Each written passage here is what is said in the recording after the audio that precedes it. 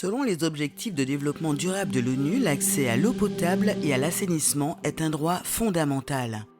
Or, en Guadeloupe, de nombreux robinets demeurent objectivement et durablement désespérément secs.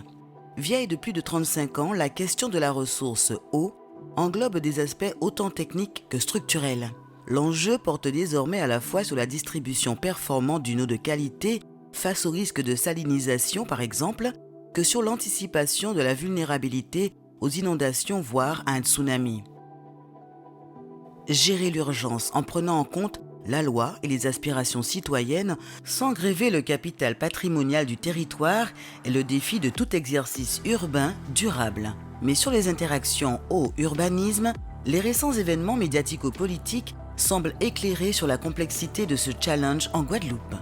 C'est ainsi que dans le cadre du réseau d'urbanisme durable, le CAUE, l'ADEME, le CNFPT et leurs partenaires se sont associés à l'Office de l'eau afin d'organiser ce séminaire visant à expliciter la nécessité de sortir d'un traitement segmenté de l'eau pour tendre vers une approche intégrée.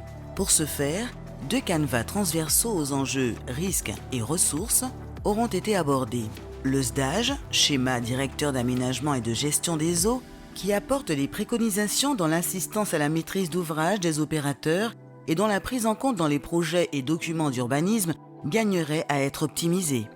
La GEMAPI, gestion des milieux aquatiques et prévention des inondations, compétence intercommunale au 1er janvier 2018 et dans les faits encore inégalement mise en œuvre en Guadeloupe. En mettant passé et futur en perspective, les exposés sur la place de l'eau dans l'édification de Pointe-à-Pitre et de Basse-Terre à l'époque et dans les AUD aujourd'hui, autant que les visites du Fort d'Elgrès, de Grande Ravine, de l'usine de Baïf et du pont de Choisy, se proposait de mieux éclairer le présent.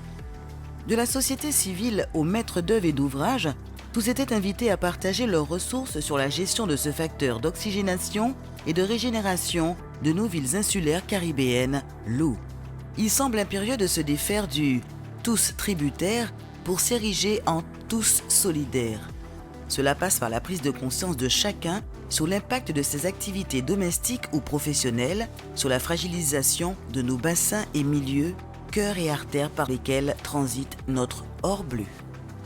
La Guadeloupe s'offre par ce séminaire de nouvelles perspectives via le récent ralliement du CAUE au réseau international référent en la matière, le Global WaterNet. Puissent les collaborations qu'elles augurent contribuer, même modestement, à une amélioration de la situation.